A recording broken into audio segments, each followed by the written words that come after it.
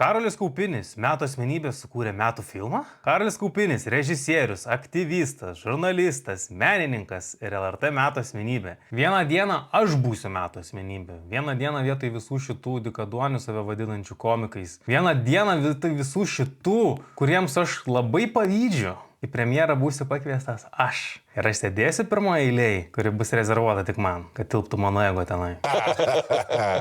Surimtėkim. Iš visų peržiūrėtų ir perskaitytų interviu, o aš peržiūrėjau ir perskaičiau viską, Karolis Kaupinis man išskirtinis pasirodė tuo, kad jis kaip žmogus... Reklama! Praeitas mano video sulaukė net virš 30 komentarų. 90% iš jų, visai kaip Lukašenkos ir Putino aplinkoje, buvo pozityvus. Įdomiausius komentarus aptarsiu šio video pabaigoje. Bet buvo surinkta vos 200 laikų. Jei patiks šitas video, būtinai paspauskite patinka, užprenumeruokite mano kanalą bei palikite komentarą. Tai didžiausia dovana man. Karolis Kaupinis yra labai darbštus, kruopštus ir atsargus kūrėjas. Jo pozicija visada aiški ir nenuosaiki. Tačiau Karolis Kaupinis savie talpina ir gelmę, ir humorą. Ne taip kaip vyresnės kartos intelektualai, kurie dažnai humoro ar ironijos privengia. Nes pagal nutylėjimą humoras yra išsidirbinėjimas. Kaip čia dabar toks rimtas ir gerbiamas žmogus ims juokauti ir iš savęs daryti kvailį? Karolis Kaupinis nuo humoro nenusisuka. Jo humoras yra intelektualus, santūrus, sausas ir gal net kiek suvaržytas, kaip pirmame jo pilno metro filme Nova Lituanija. Apie ką yra Badautojų namelis? Dabar kaip Skirmantas Malinauskas jums paskaitysiu. Dabar jūs matote pagrindinį Google langą. Įvedam Badautojų namelis. Aha, palaukiam kol užkraus. Filmas pasakoja apie televizijos diktorę Daivą, kuri vieną dieną su šimtais kolegų netenka darbo, atkakli ir energinga moteris dėl televizijos pasiryžta padaryti viską,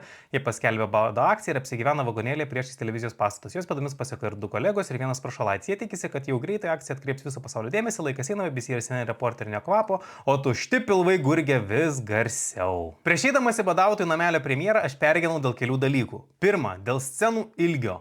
Kurdamas nuotaiką ir atmosferą, Karolis Kaupinis praeitose filmuose pasitelkdavo ilgas scenas, kurios kartais užstabdydavo istorijos vystymąsi. Antra, dėl garso. Kaip ir būdinga nemažai daliai lietuviškų filmų, praeitose Karolio Kaupinio filmuose irgi buvo sudėtinga suprasti kai kurių veikėjų dialogus. Kai kurie veikėjai kalbėdavo itin nesklandžiai ir tyliai. Trečia, dėl konteksto stygiaus. Praeitus Karolio Kaupinio filmus stabdžiau ir ėjau skaityti straipsnių, kad suprasčiau, kas juose vyksta. Ketvirta, dėl humoro. Badautojų namelis save pristato kaip absurdo komediją. Kad Karolis Kaupinis geba kurti absurdą, tuo aš įsitikinau, bet kaip bus su humoru? Ar bus juokinga? Ar bus juokinga bent smegenyse, kaip pasakytų Maksas iš Max and Mary filmuko? P.S. Do not worry about not smiling. My mouth hardly ever smiles, but it does not mean I am not smiling inside my brain. Ir visos šitos 4 abejonės nepasitvirtino. Galiu drąsiai pasakyti, Badautojų namelis buvo nebanaliai gražus ir prasmingas filmas. Ir nors savo tempu Badautojų namelis buvo lėtokas filmas, bet dinamikos jame netrūko. Jie kūrė gausybę skirtingų interakcijų. Aktorių dialogai girdėjosi puikiai, kontekstas buvo aiškus. Filmo veikėjai apie jį kalbėjo jau nuo pirmų minučių. Mane prajuokino, kad Karolis Kaupinis, tarsi nujausdamas mano nuogastavimus dėl konteksto stygiaus praeituose darbuose, Badautojų namelio filmo pradžioje jį netgi nusakė titrais, kaip kokioje dokumentikoje. Todėl Badautojų namelį galima ateiti žiūrėti net iš gatvės, nusipirkus bilietą, kad ir paskutinę minutę. Humoras filme veikė. Veikėjų interakcijos buvo trumpos, su bajeriais nebuvo užsitampyta ir peržaista. Filmas tikrai atitiko etiketę. Absurdo komedija. Badautojų namelis visą laiką sviravo tarp linksmumo ir liūdnumo. Spoiler alert, atsargiai bus atskleistų siužeto detalės. Badautojų namelis buvo itin gilus filmas tuo, kad visus veikėjus vienijo tai, kad jie susidūrė su tokiu žmogumi, kuris suteikia jiems vidinę ramybę. Pavyzdžiui, naivus, pernelyg savim pasitikintis ir kiek išskirdęs aktorius racionalioje ir patrauklioje televizijos pranešėjoje rado mūzą, meilės ir įkvėpimo objektą. O pranešėja iš aktoriaus gavo dėmesio, kas atliepia jos išorinius poreikius, ir galimybę išsikalbėti, kas atliepia jos vidinius poreikius. Televizijos direktorius radikaliame, idealistiškame ir net šventame badautojuje, kuriam praeityje yra pridaręs skriaudos, rado galimybę išpirkti savo kaltes nepaliaujamų rūpesčių. O atkaklusis laisvės kovotojas direktoriuje rado palaikymą, bendrystę ir patvirtinimą, kad žmonės keičiasi ir turi sąžinę. Jautrus ir introvertiškas radio darbuotojas šalia Badautojų namelio gyvenančioje moteryje rado atidžią ir jautrią klausytoją. O ji jame rado jos sielą virpinantį draugą. Kartu jie sukūrė platonišką ryšį per bendrą meilę poezijai. Filmas tuo ir buvo gražus ir prasmingas, nes kiekvienas veikėjas per kitą rado tos trūkstamas ir neužpildytas savo vidaus dalis. Bet kartu filmas buvo ir juokingas, būtent dėl tų veikėjų skirtybių, dėl tų charakterių kontrastų. Racionalumas ir impulsyvumas, nuoseklumas ir oportunizmas, stoiškumas ir choleriškumas. Karolis Kaupinis yra vertas pagarbos ir pagirimo už tai, kad viename filme sugebėjo išplėtoti net 6 veikėjus. Veikėjus su aiškia ir gilia veikimo logika, motivacijomis ir vidiniu kosmosu. Humoras buvo kuriamas tiek per buitinės situacijas, tiek per veikėjų ydas, tiek per pasaulėžiūrų susikirtimus, priešingumus ir kontrastingumus. Filme buvo visko - ir graudumo, ir beviltiškumo, ir pragiedrėjimo. Ir kai pagalvoju, ar norėčiau antrą kartą žiūrėti filmą, atsakymas tikriausiai būtų ne. Nes man filme vis dėlto tamsos buvo daugiau negu šviesos. Vienintelis dalykas, kuris turbūt man užkliuvo ir kuris mano nuomonė šitą filmą stabdo nuo potencialo būti šedevru tiek Lietuvoje, tiek tarptautinėje rinkoje, yra pabaiga. Man asmeniškai pritrūko stipresnės filmo kulminacijos ir išrišimo. Karolis Kaupinis yra minėjęs, kad nemėgsta filminių pabaigų, kurių realybėje nebūna. Bet šioje vietoje aš nesutinku. Kam, jeigu visas filmas yra kuriamas pagal draminius, komedijinius ir bendrai filmo istorijų pasakojimo principus, pabaigoje juos sulaužyti? Kam atsisakyti blogos, geros pabaigos, šiuo atveju laimingos pabaigos? Juolab, kad istorinis kontekstas leidžia sukurti laimingą pabaigą, nes ji tokia Lietuvai ir buvo. Kodėl mes negalim pasidžiaugti, kai yra proga pasidžiaugti? Kodėl pabaiga turi būti ta lietuviška cepelininė, gruzova ir masli? Kodėl? Nes jeigu tai laiminga pabaiga, tai dar ji ne pabaiga. Laimingų pabaigų nebūna. Jeigu jinai laiminga, tai vadinasi dar ne pabaiga. Karolio Kaupinio filmus jungiantis dalykai. Atsargi interpretacija. Vienas dalykas, kuris yra būdingas tiek Nova Lituanija, tiek Badautojų nameliui, yra atsargi interpretacija. Abiejose filmuose turime konkretų istorinį laikotarpį su labai aiškiu politiniu kontekstu. Tačiau veikėjai filmo matricoje yra ne konkretų žmonės, o jų prototipai. Tai yra personažai, yra įkvėpti tikrų žmonių. Kas yra įdomu, nes Karolis Kaupinis sukaupė kaupiklis. Surimtėkim. Tiek daug informacijos prieš darydamas filmą apie konkrečią temą, jog tikrai turi teisę į pilną savo interpretaciją. Man asmeniškai teko sustabdyti tiek Nova Lituanija, tiek trumpo metro filmo Budėjimas, nes filmuose man pritrūko konteksto. Tik perskaitęs Karolio Kaupinio interviu apie tuos filmus galėjau tęsti filmų peržiūrą. Bet kaip ir minėjau prieš tai, Badautojų namelis yra išimtis. Į jį pilnai galima ateiti nieko nepasidomėjus. Tai yra labai pozityvus dalykas, nes man atrodo, kad dėl konteksto trūkumo praeitose filmuose buvo prarasta nemažai auditorijos ir aš dabar nemažai auditorijos praradau su savo to trūko.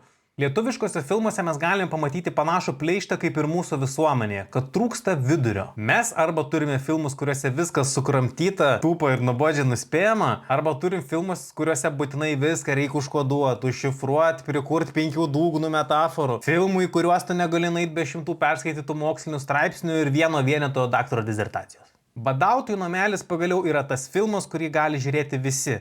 Ir krikščionis, ir ne.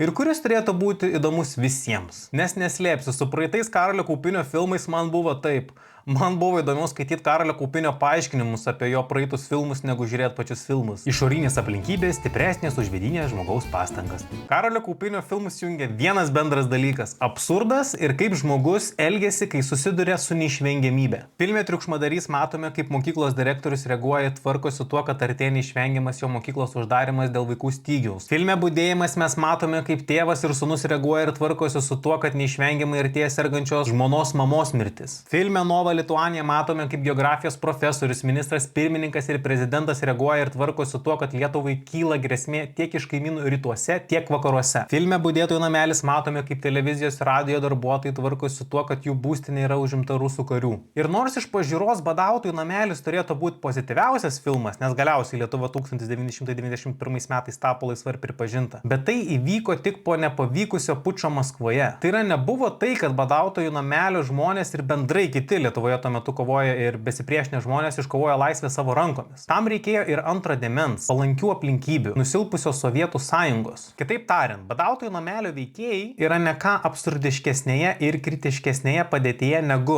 mokyklą prarandantis direktorius, mama žmona prarandantis tėvas ir sūnus, bei tarpukario geografijos profesorius, ministras pirmininkas ir prezidentas prarandantis tėvynę. Tuo metu Badautojų namelio žmonės nežino to, ką mes žinome, kad 1991 m. rugpjūtį Lietuvos laukia laiminga pabaiga. Laimingų jeigu pabaigų nebūna. Išėjus iš Karolio Kaupinio filmo, emocijos nebūna pačios pakeliausios. Nes Karolio Kaupinio filmuose aplinkybės yra stipresnės už bet kokią žmogaus pastangas kažką pakeisti tose aplinkybėse. Kaip yra pasakęs Sigitas Parulskis, kiekviena patirtis yra gera patirtis, jeigu į tavęs nesulaužo. Bet Karolio Kaupinio filmuose veikėjai yra būtent tose sulaužančiose aplinkybėse. Karolis Kaupinis savo filmais atstovauja hegelišką poziciją, kad istorija vystosi logiškai ir nuosekliai ir kad atskiras individas jo sukūrėja nelabai ką gali pakeisti. Kas yra labai keista, nes Karolis Kaupinis yra aktyvistas ir kaip aktyvistas mano, kad individualiu pavyzdžiu ir individualiais veiksmais galima pakeisti aplinką ir pasaulį. Nežinau, kur eina šita mintis, tiesiog įdomu, kaip gali skirtis tas pats žmogus, kai yra skirtingos amplua, kai yra aktyvistas ir kai yra kaip režisierius.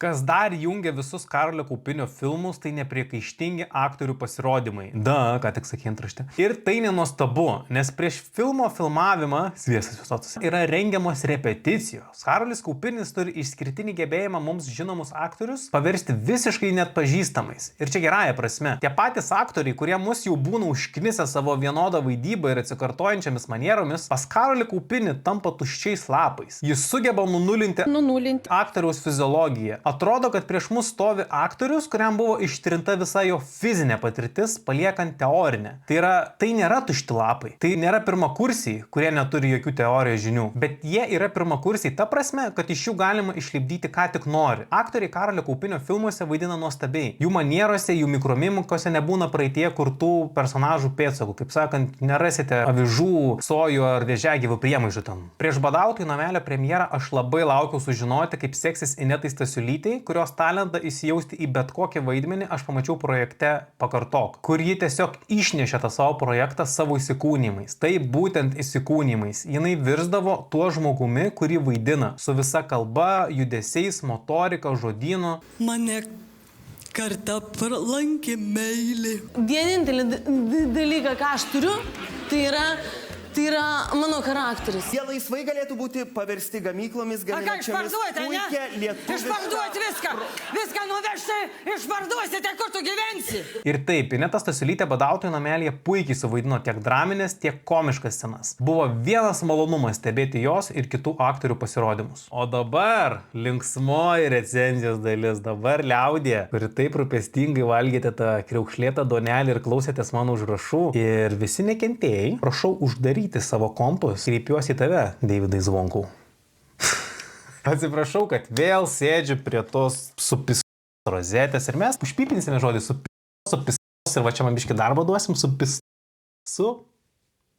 nepasakiau. Bet rozetė yra mano krištolinis rutulys. Aš, kaip anglakalbiai sako, when in doubt. Kai esi abejonėje ir kai aš paklausiu savo krištolinės rozetės, man atsako kaimynas iš sienos. Ir jis dažniausiai sako, eik tu tyliau gal galėtum. Aš taip myliu rozetės, kad mano dukros vardas bus ne Agnetė, ne Koletė, ne Kotletė netgi, o Rozetė. Rozetė Williams Kondratas, Amerikos išeivė. Ir jokiais būdais jinai vieno dalyko negalės daryti. Tai tuoktis su Britų rozetė. Rozetė turi 2 skylutės, o ne taip kaip apsigimusios Britų rozetės, kurios turi 3 skylutės. Ir tai yra prieš Dievą, prieš biologiją ir dar kartą prieš Dievą. Trečias dalykas, aš labai norėčiau atsiprašyti dėl scenarijos skaitimo ir tikrai norėjau jūs nuraminti ir kartu gal net ir nudžiuginti, kad scenarijus ir toliau bus skaitomas. Todėl, kad aš, mėly žiūrovai, už 0 eurų rašau šitą recenziją visą mėnesį pasitelkęs geriausią šimpanzių komandą. Dirbame spausdinimo mašinėlėmis ir jūs mano darbo kambarėje išgirsite ten meditacinės muzikos. Jeigu ką išgirsite, tai tropinius Amazonės garsus, nes mano šimpanzėm labai patinka ir atpalaiduoja. Tipiniam ofise išgirstam kavos aparatą, kosėje kažkas. Pas mane išgirsite tokius garsus kaip Gerai, galim gal pristabdyti, išsiblusinėti ir sugrįžti galim. Siraminkit. Surimtėkim. Dar dėl viso pikto aš susiskambinau su TV3. Jie, kai nenaudos suflerio, galėsiu aš tą suflerį naudoti. Tik vieną sąlygą iškėlė. Jie manęs prašė, kad TV pagalbai pakeistų tą bičio raumenis kažkas. Jiems sakė, labai reikia pseudopsichologo ir pseudointelektualos. Aš atitinku visas kategorijas ir visas specifikacijas. Komentarų apžvalga. Apžvalgėlė tokia. Mažytė. Nu ką, mėly žiūrovai, smagiausia dalis. Top 3 komentarai. Trečioje vietoje Kamilis rašo. Epinis kritikas. Į ką aš jam atsakau? Darbas toks. Į ką Kamilis atsako? Darbas yra darbas. Man atrodo, mes labai greit susipykom ir labai greit susitaikėm. O kad toks gyvenimas visuomet būtų. Antroje vietoje Lietuvos musmušis. Žmogus su savo hitu Vienas nukonkuravęs iki tol geriausią dainą apie buvimą vienam vienas namuose. Žmogus pasisavinęs Žordanos Butkutės dainų temas. Antroje vietoje dėje, o dėje yra ne kas kitas su 10 eurovizinių balų, ne kas kitas laisvamanis, laisvapirštis Free Finga, kuris parašė komentarą: žiauriai geri tavo džinglai tarp chapterių. Į ką aš jam nieko nebetsakiau, nes aš iš laimės prisikakoju pilnas kelnes.